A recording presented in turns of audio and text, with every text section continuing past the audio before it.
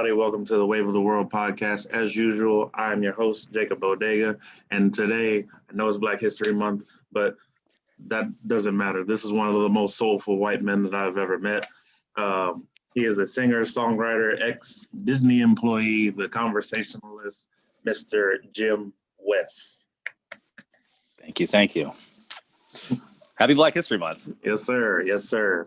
I specifically picked you for this episode, for this day, solely because you, like I said 10 seconds ago, you are one of the most soulful people conversationally. You're a people person, even though you hate people.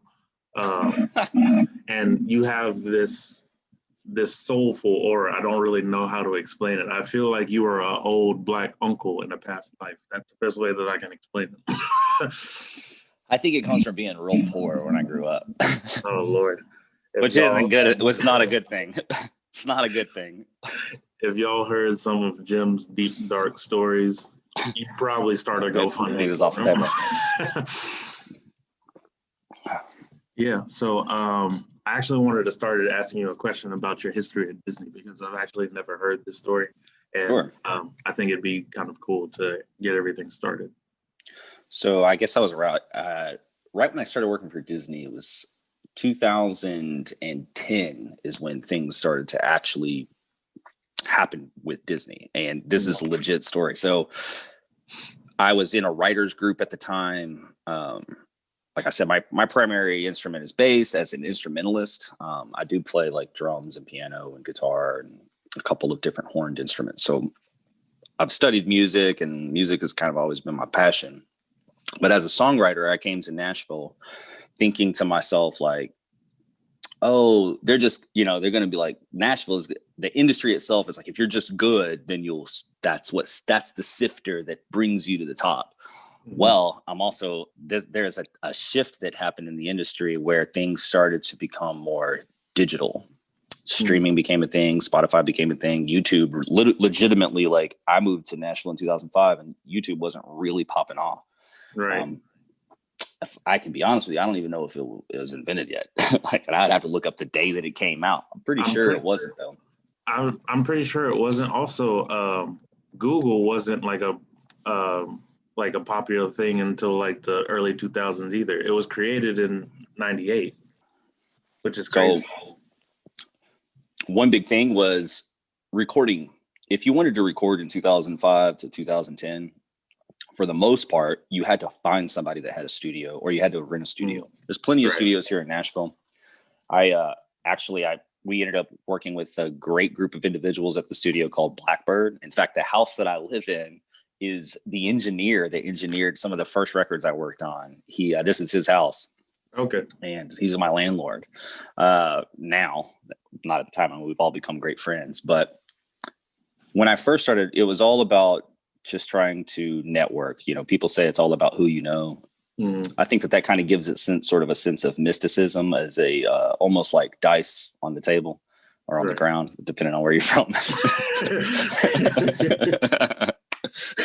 If you're from the Bronx, it's on the sidewalk next to the fire hydrant.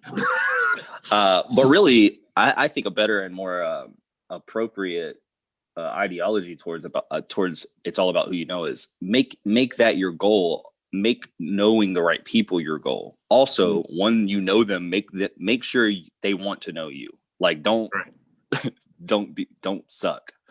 Don't suck obviously don't suck as a musician, but also that actually comes second to don't suck as a person. Right. I started this writers team with a guy named Ben Charles and Aaron Harmon, and we were just like a bunch of nerds. This guy Ben was a great songwriter. He also was a tenacious plugger.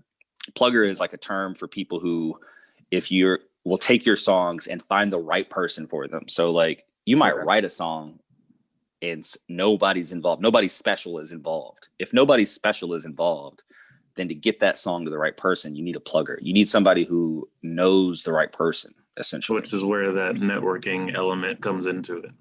Right. I would say 99% of successful songs are written with the right person, not You're not just blindly pitching, blindly trying to get a cut. You're actually working with the artist, or you're working with the songwriter who's working with the artist, or you're working with the producer who's working with the artist.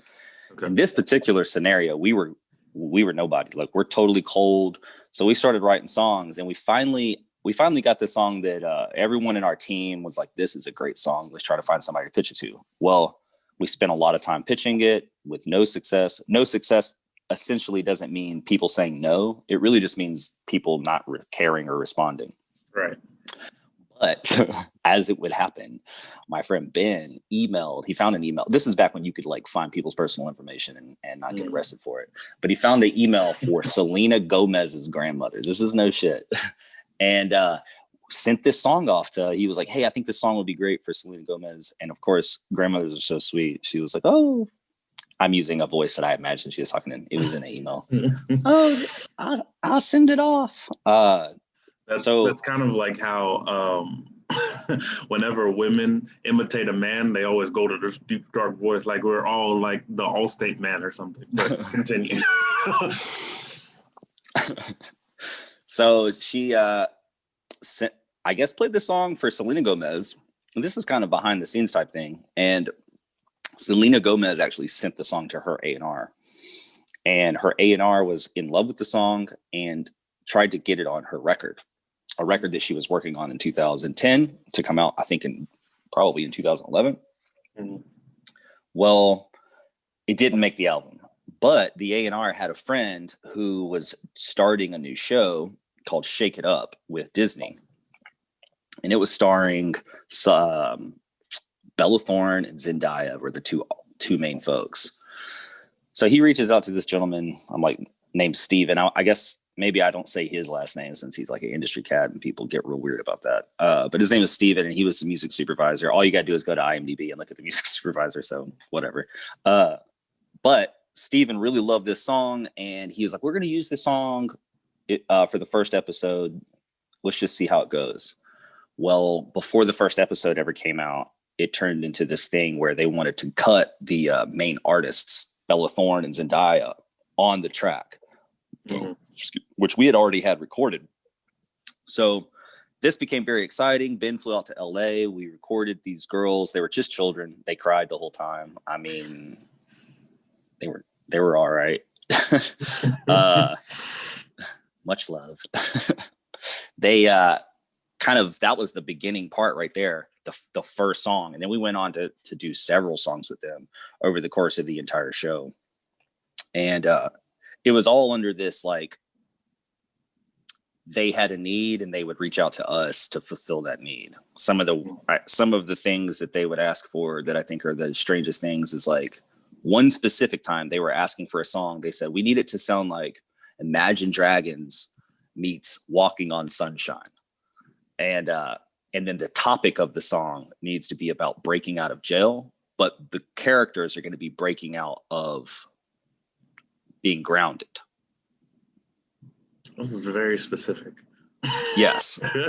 So that's kind of like, if you're out there and you're wondering what it's like to work with a television show, the first song, we had no clue. They just loved the first song. Every song after that, they were giving us, script points, topics, keywords, hot words, and references. And so from that point forward, we were just building every single song per episode, essentially, to try to match whatever theme they were going for in that particular scene or in that particular episode. And so we did that until about 2015. From 2000, I guess it started right around in 2010. And ended up working on Shake It Up as well as Good Luck Charlie. There's a couple of Nickelodeon shows in there too. And so it wasn't necessarily exclusive to Disney with the sense that Nickelodeon was in there, but any song that you might do for Disney or Nickelodeon is now theirs, like they own it. Right. Right. And the fact that they were hiring us for it makes it even more the case that they would own it. Right. Right. Yeah. So I did that. And then when I got really tired of that, which didn't take a whole lot of time. I mean, I was very, very excited to be doing that. I'm very thrilled. I really thought it was going to open up a different type of door, but it did open up doors, but more children's music doors. So I kind of rebelled against that a little bit and branched off from that to do something I was more in love with. Gotcha. So on that note, I know that you already mentioned that you play the bass, the piano, the. I want to shift into what actually got you interested in music, and like what was the first instrument that you actually picked up? The very first instrument I played was drums, and it was in church, actually, in South Alabama. Yeah, like my dad was in a band growing up. He played music. He actually played bass, and I had zero interest in it. To me, it was like, that's what my dad does. I don't know. Like, it just kind of felt like an old people thing. Old people play music. It didn't even register to me that it was cool. But there's this kid, he moved to town. His name was Ben Crawford. And he came to church. He had green hair, and he knew like Blink 182 songs on guitar and like MXPX, which is like another punk rock band. And I knew I had already learned some things on guitar since I was like, my dad tried to get me to play music when I was like 4 or 5, and I like wasn't into it, but I knew how to play like Superstition and because that's the kind of, my dad was just like into like Motown and that kind of sound. It's a bass thing. Like when you play bass, you're into Motown. James Jamerson, like there's Larry Graham, there's James Jamerson. These guys are the foundation of how to play bass. One day after church, this kid was on stage playing guitar, and I was allowed to play drums at church occasionally, but especially after church when nothing was going on. And I went over and I started playing drums with this kid, and I'll never forget these like 3 or 4 different girls that I might have had a crush on as a teenager were all around him and did not give one shit about me. And I was like, I need to quit the drums. Yeah. I need to learn a different instrument because, it ends up being the wrong kind of girl. If there's in the music world, there's a girl that likes the front man. There's a girl that likes the bass player. There's a girl that likes the drummer. There's a whole string of jokes, stand-up style jokes that go along with that type of ideology. But drums was my first instrument. I jumped into it. I never knew. It's hard to explain that it's a passion that is that you kind of sacrifice yourself to. It's a passion that you're willing to like say there are opportunities that come in your life, like you might be like, oh, like you don't have to do this path that you're on. But when you love something so much, it's hard to imagine anything else. And music is certainly one of those things. I actually started out playing trumpet, but it was mainly influenced by my mom. She wanted us to do something other than sports, but kind of like there weren't no swarm of girls just around. Like I was in the band, and the band always has that stigma of it being a bunch of nerds with like glasses that can like barely hold up their drums or their instrument, whatever it is. But the sexiest thing that I ever thought was and what could ever be created was the saxophone. And I wanted to play it so bad, but we were poor. So all I had was my hand-me-down trumpet from my older brother, who he probably got from somebody else. And I kind of just put it down because I wasn't that interested in learning a new instrument. Like it took me a while to learn how to read music in general. But the trumpet started me. I wish I would have started on drums because I feel like that's a lot easier for people to get into music, and then that can in turn help you in other areas of life. I think both rhythm and pitch, I think, are both kind of innately built into us just because they're part of nature. But I actually wanted to play drums in school in the 6th grade. And I remember the band director, Chris Hagler at the time, didn't want too many drummers. He had like 8 or 9 drummers and like 1 saxophone player. And I actually played saxophone in the 6th grade. And my saxophone was such shit that it was discouraging. It felt like I was terrible. And so I had no desire. I was like, I'm not good at this. So I'm just going to quit band. So I quit band until the 11th grade, like high school band. And then I actually rejoined high school band in the 11th grade as a drummer. which was at this point, everyone in band had been in band together since like the 6th grade. And then here I am, like the new guy. And yeah, there was a lot of nerds in there. But the thing about that kind of ideology around it, I think is so funny, because it's almost like that stigma has shifted to music has become so accessible now. Mm-hmm. At a younger age, the idea of making music is a foreign thing that you like might get to do eventually if you meet the right people. Where it was for me, it was like, oh, I can make music in my bedroom, but I can't record it or create it or have access to it. But now everybody has GarageBand on their iPhone. If you have an iPhone, if you have an Android phone, there's all kinds of multi-track recording apps for your phone. People really have access to create music in a new way. And I think as a result, the stigma has shifted from what it means to be a musician to all of a sudden it's almost like I meet people on a regular basis and that are no longer surprised by the fact that you play music. It used to be a thing like, oh, I play music. Oh, you play music? That's crazy. That's cool. Or let me hear about it. But now it's like, yeah, you do check this beat out I made. Yeah. Let me hear what you think about it. You know, like everybody makes music. And I think that's a good thing. I've heard people say that they don't think that's a good thing, that it kind of, having that level of accessibility ruins the market a little bit, but I actually disagree. I think it influences everybody else, because one thing, whenever you have like all of these like creative ideas that are like flowing within you, it's good to get outside opinions or competition, because that breeds better quality of work. And then the people that aren't good, they hopefully can realize that they aren't good and then go move on to something else that they may potentially be good at. Right.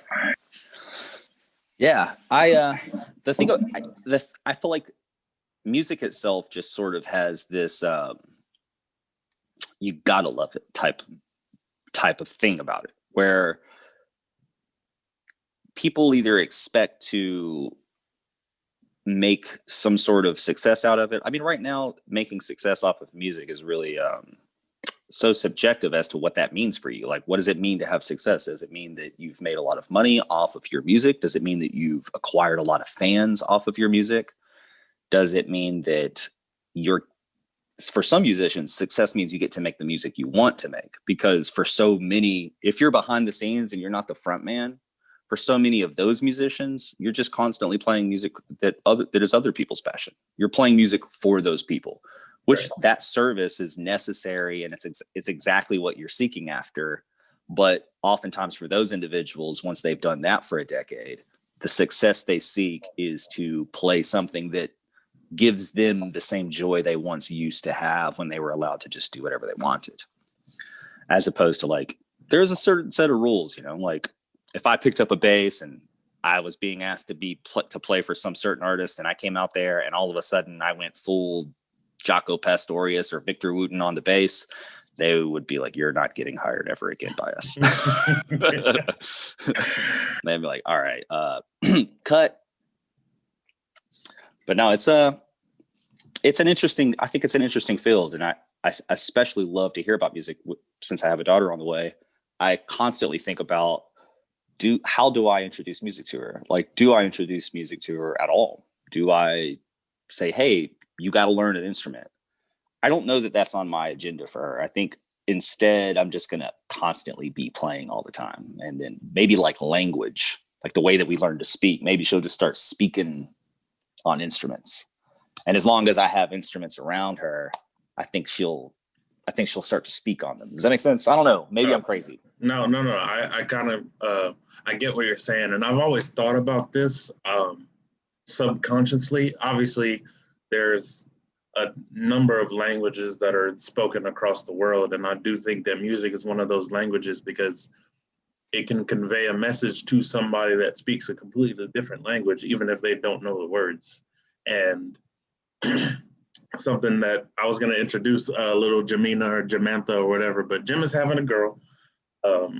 His wife is like 95 weeks pregnant. She will be popping anytime soon. But you were having a conversation with me at work talking about how the baby would respond in inside of your girl's inside of her womb, she would respond differently to the music that you would be playing to her, and she doesn't know a lick of English yet. So that's why I like subconsciously think that no matter what language you speak, music is a universal language that anybody can understand, whether you agree or disagree, like dislike. Um, it's something that is it's more than music to all of us. Well, interestingly enough, and we won't jump down this rabbit trail too much, but I think one of the most famous mathematicians is Pythagoras. Everyone in school learns a squared plus b squared equals c squared, which for you geometry people out there, or algebra people that are in the 6th or 7th grade, that's how you find the length of a hypotenuse. The length of side A, it has to have the right angle, and the length of side B, if you square those, they equal the square of C. Yeah. Which, that's what Pythagoras is. We have never used. We don't use that. We don't use cursive. They don't want you to succeed in life. Go outside and learn something different. Learn how to do your taxes. Learn how to buy real estate. We talk about that. Learn how to invest money. But why didn't I learn how to file taxes in school? I learned the Pythagorean theorem, but I didn't learn taxes. But yeah, you learn math, but you don't learn how to use math in the places that you need to learn how to use math. Well, Pythagoras kind of pioneered musical research. He figured out that if you take the length of a string, like suppose a guitar string, and you cut it in half, then it creates an octave. And he thought it was fascinating that all of a sudden, half, such a perfect fraction, half. If you do 3/4, it creates a perfect fourth. If you do 2/3, it creates a perfect fifth. He started to discover mathematically, the reason why this is important to the conversation is that this music is not just something that we create. It's something that quite literally exists the way that a rectangle exists, the way that a circle exists, or a pentagon. Mm-hmm. It's a relationship between two frequencies that we find pleasing.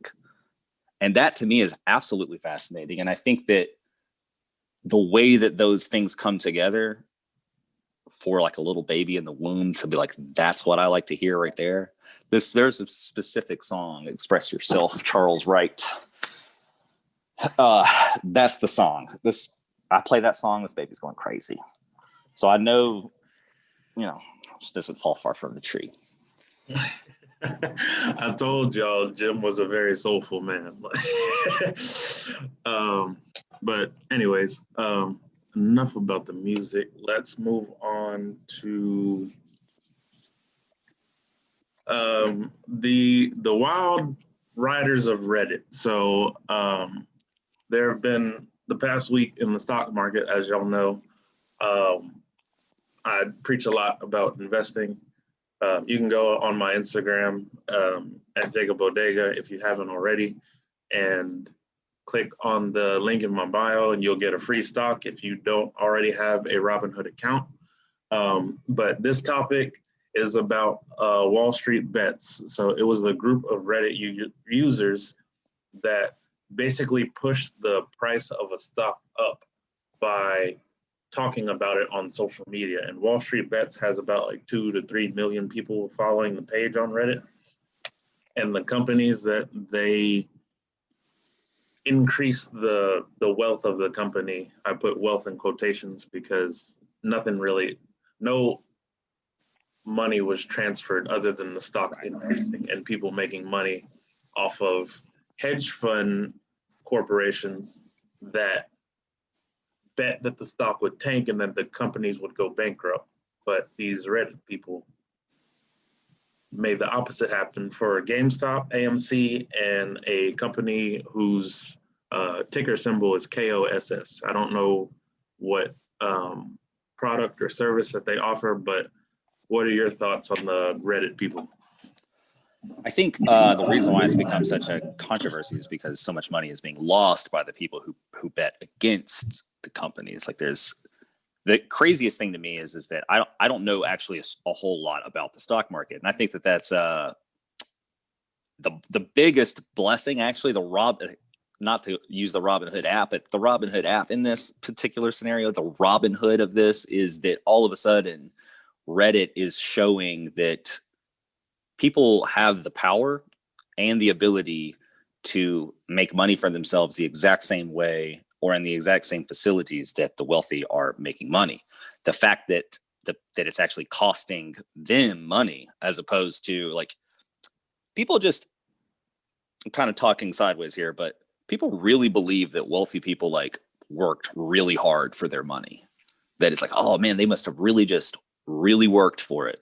When really the industry, there's this kind of like this threshold that if you cross this threshold suddenly, and it's a high threshold, suddenly your money makes money.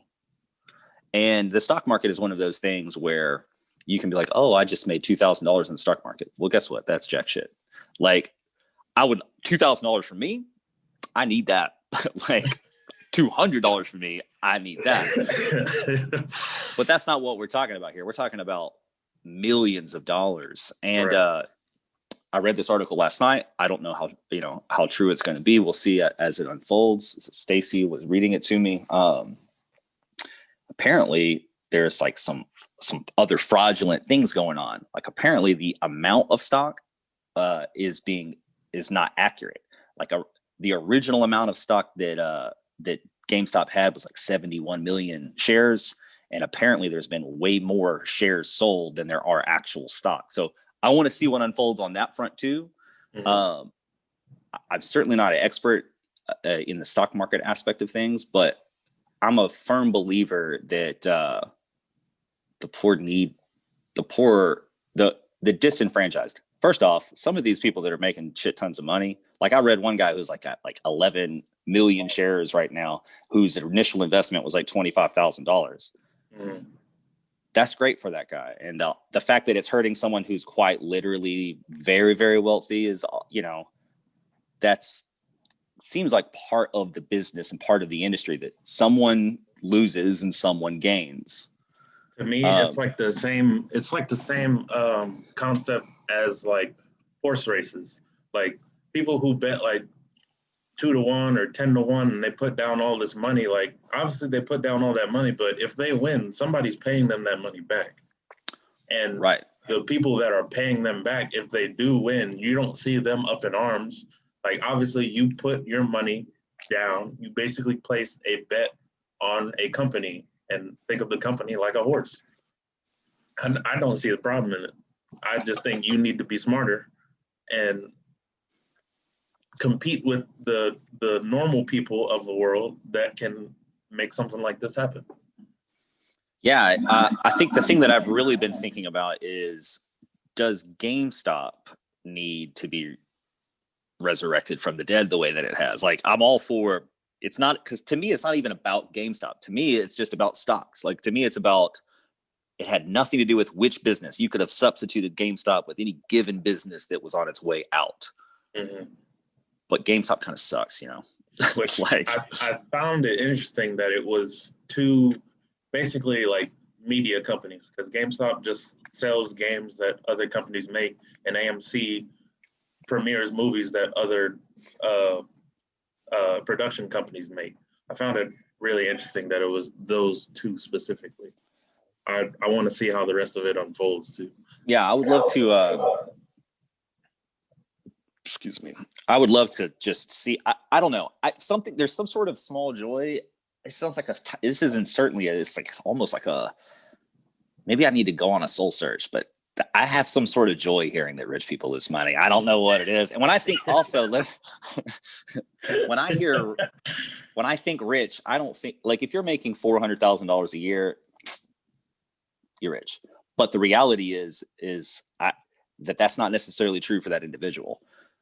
The people that we're talking about aren't making $500,000 a year. The people that we're talking about that are getting hurt by the GameStop stuff are real, actual rich, multi-millionaires. So it's like a flinch to me. It's like these guys are experiencing some pests, the pest of, oh, I'm losing this hedge fund, but they're not losing their livelihoods. right? Right. People literally lose their livelihoods in the stock markets. These hedge fund individuals, they're going to be just fine. They might have to get rid of one of their Bentleys, but they're going to be just fine. I can guarantee you that anybody that actually profited off of GameStop costs or AMC, they are driving a Honda or a Toyota. And the question is because rich people don't like it when poor people make money. First off, it's a really hard concept. People in America, there's like the American dream, and they believe that like, oh, the harder you work, the more money you make. When really it's like there's a finite amount of money. Like if I had 10 eggs and I was in a room with 10 people and I gave one guy 9 eggs and I was like, all right, now the other 8 of you or 9 of you, y'all get to share this one egg. And the last person to get a piece of that egg is getting little shells, just little crispy crumbles. That's kind of the American economy in my mind. It's like the individual with the 9 eggs is being like, we need to change the law real quick. They weren't supposed to be able to take some of my eggs away. And essentially, I'm curious if, as this unfolds, if we're going to see legislation start to move and legislation start to happen that's going to shift the ways in which the stock market is, like you were describing it as, a gambling, like a horse race. Should it be like a horse race? Is that how it should exist? Because there is another form of the stock market that's not based in shorts. That's not based on a gamble. That's based on more of like your shares can divide, your shares can grow, as opposed to people literally make millions off of you going bankrupt. You know, like GameStop was supposed to go bankrupt, and when it went bankrupt, these people were supposed to make money off of it. Reddit kept that from happening, and that's how they made their money. That's like a backwards mentality of it is.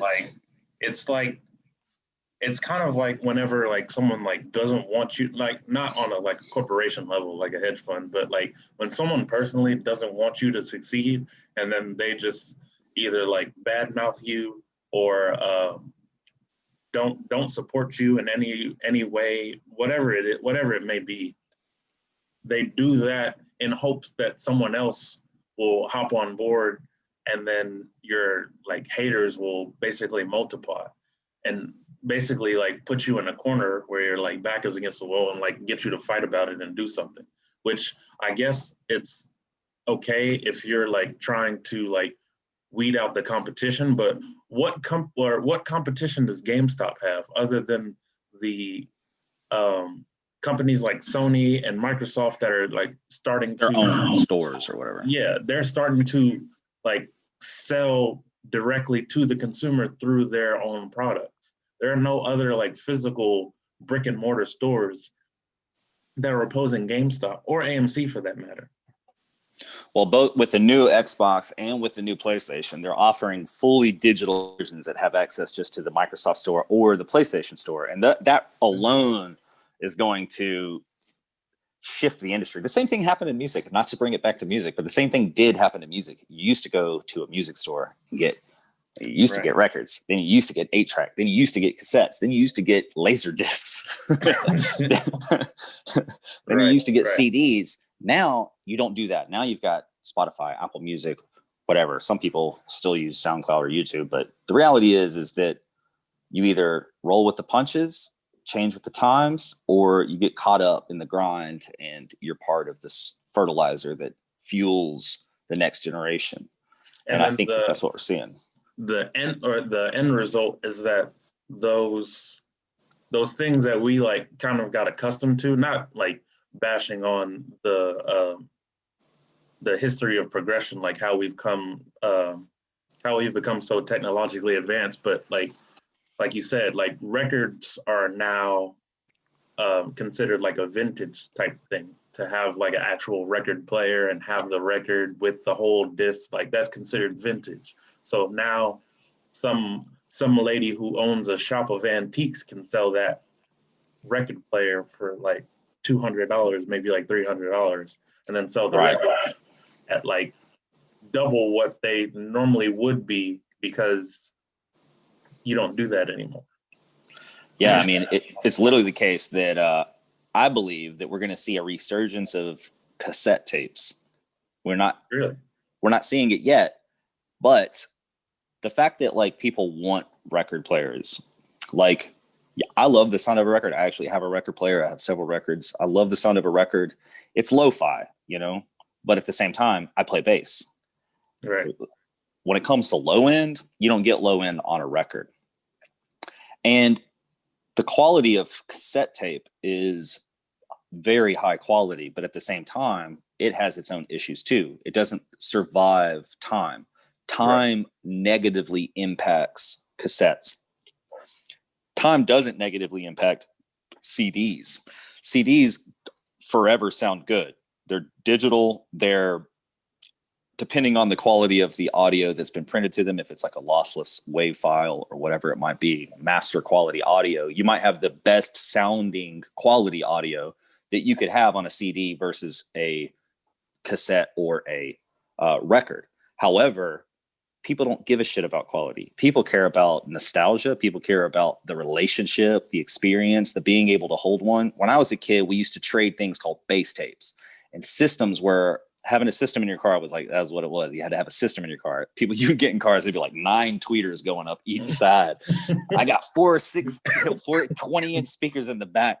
And be like, I got to roll my windows down so they don't shatter. Like that legitimately. And then you would roll up with your bass tape and and all it was just like the hardest hitting 808s. There was no like wrappers on it or anything like that yet. Right. It was just like, how much low end can we put out? Right. You can't get that out of a record, but I think that the nostalgia of having a tape, the nostalgia of having something that can fit in your pocket is what's different about cassettes versus like CDs or something like that. And even though records are cool, you see like Taylor Swift records in Target, like $25. Yeah. If it's like when they make that record, they're literally taking digital something and running it through a machine and converting it to the record player. When they made records back in the day, the band was playing in a room and it was literally cutting to wax. Like it's like, and so in that sense, when you search for an old record, that's what you're finding. You're finding human. You're finding a certain sense of humanism. Is that a word? I don't know. Let me know in the comments if that's a word. that's what people say. But no, it is a word. It's an outlook or a system of thought attaching prime importance to human rather than divine or supernatural matters. So yes. So I question whether or not like the things that you reach for when you reach for an old record, as opposed to maybe the quality of sound, is not just the nostalgia, but the relationship between the people that you're physically listening to. It's not just the artist, because you can say, oh, I just bought this Rainbow Kitten Surprise record, or I bought this.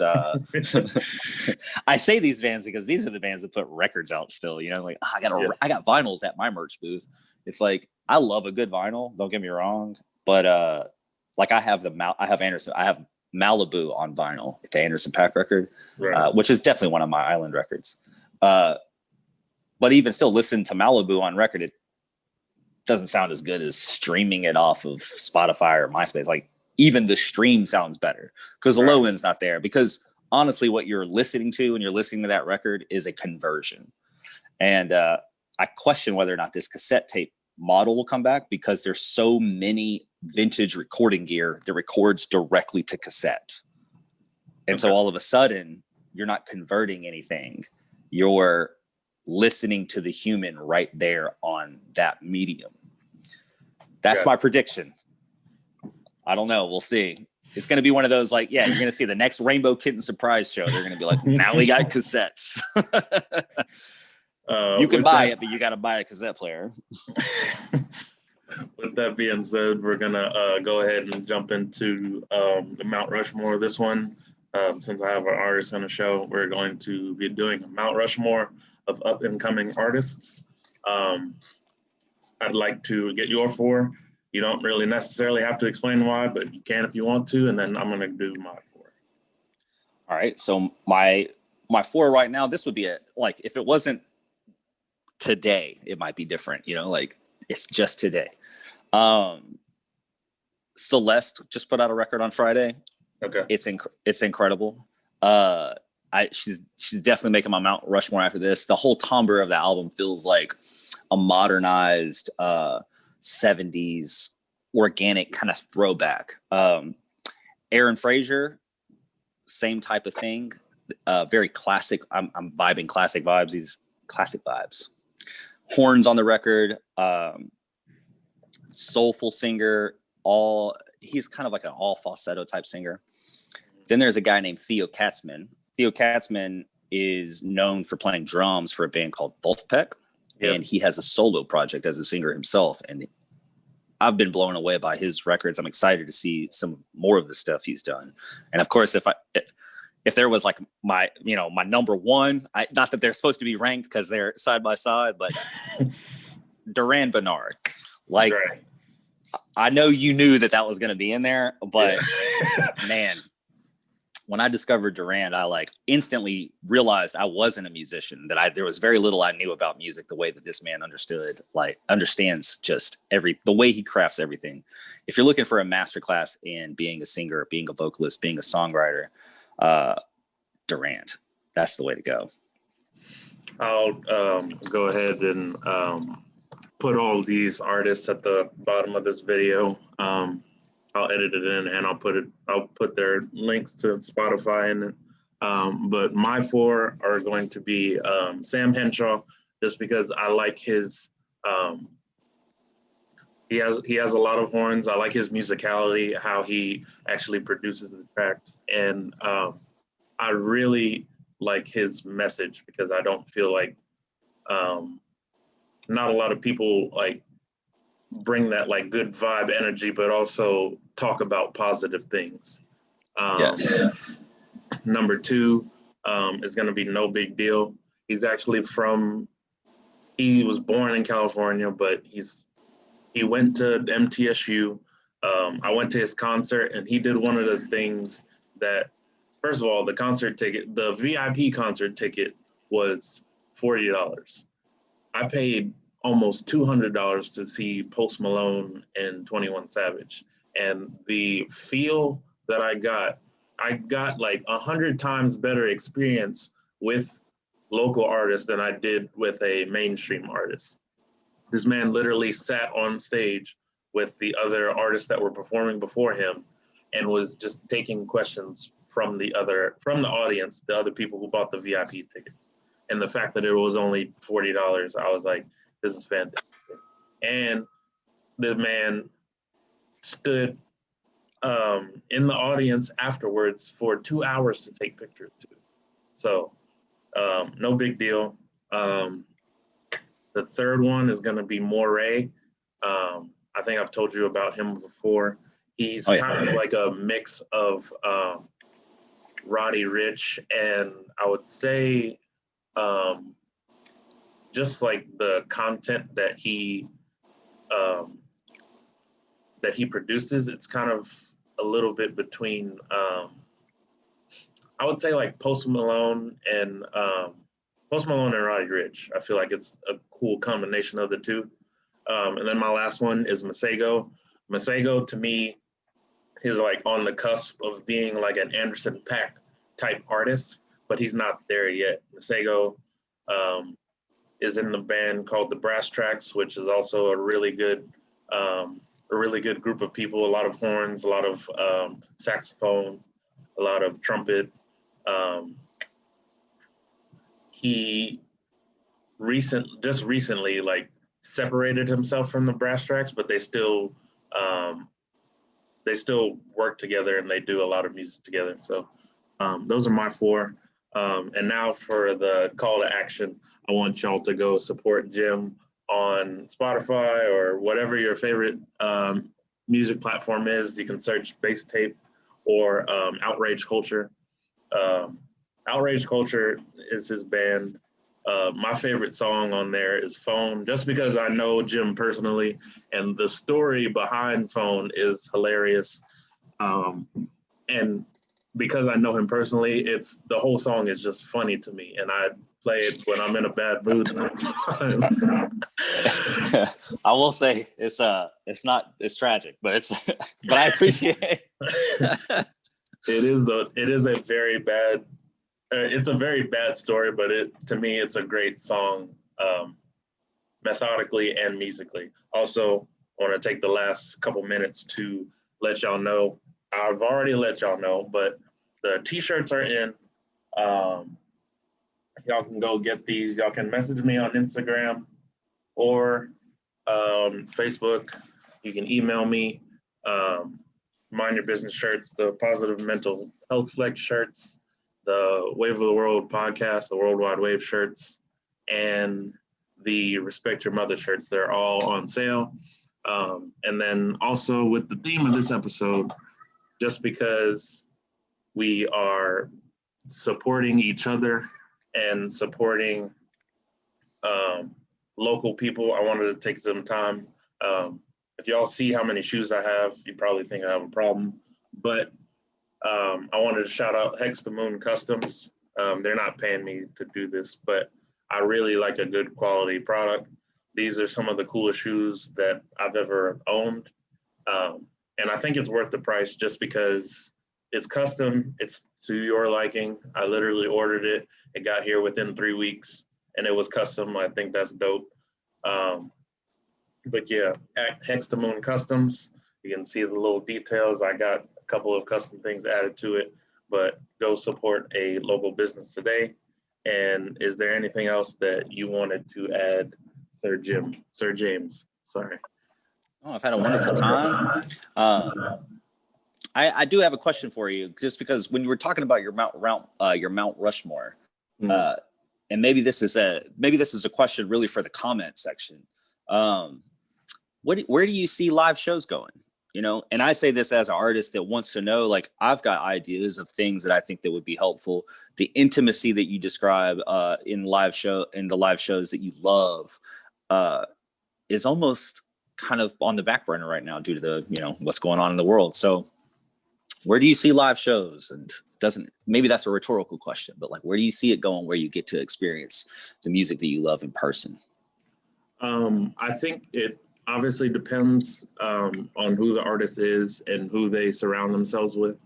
Like I said, when I went to go see No Big Deal, he was with like all the people that he had on stage. He brought them on tour with him for a reason. They all had like 3 tracks together where they were all just, so obviously they all performed all of those songs. And then not only did he have 4 people with him for a 2-hour-long concert, but he brought out another local artist from here who's like made it to like not the next level, but is like a step above him for just because it was his birthday. Like I don't know, but I guess to answer your question, I see it one with the pandemic that we have on our hands. I see it kind of like turning towards. I've already seen videos of people in Australia where they have like sectioned off areas that are like 6 to 10 feet away from people. And you kind of get this, you get the feel and experience of a concert, but you're still safe and you're gated, but you have like 6 people in this gate. I think it's kind of whack, but I think moving forward, that's what it might be. As far as local artists, I feel like depending on the genre and the artist, of course, that it might get to be too much. I feel like people will try to be too real and then they'll lose sight of what they actually started making music for, if that makes sense. No, absolutely. I think that's something that you might be on, like for any artist, that might be on their path. And I think it's always something to avoid. I think the biggest thing that you should always try to strive for as a musician or as an artist is to stay true to yourself, stay true to the passion that you're not going for likes. You're not going for, you know, reposts or retweets or dozens of comments or millions of Spotify views. I think that if you're just trying to communicate what's in your heart to the outside world, that's the type of stuff I want to hear. And maybe in the future, that means we have like a Kevin Hart style intimate concert where these people who are uber successful are now doing concerts to 10 people, and those 10 people are paying wild money to see this person in their home, you know, like who knows what it could be. But I certainly appreciate you having me on. I can't believe it's already February 1st. It's Black History Month. Shout out to Stacey Abrams and Warnock and all the Black folks that have voted in Georgia that saved the entire country and entire world. Right. What a good start to 2021, in my opinion. Yes, sir. I also wanted to end this episode on a Black History fact. Y'all get this one and the one at the end of the month, but for February 1st, even though this is going to be coming out on the 4th, Madam C.J. Walker, if you haven't watched the documentary on Netflix, she is the first U.S. Black woman to become a self-made millionaire in the history of the world. And it wasn't even that long ago. So shout out to Madam C.J. Walker. If you haven't watched the documentary, definitely go do it. It was a great little series. I think it's like 4 to 5 episodes. But with that being said, I will catch y'all at the end of the month. Happy Black History Month, and thank you to Jim for being a guest.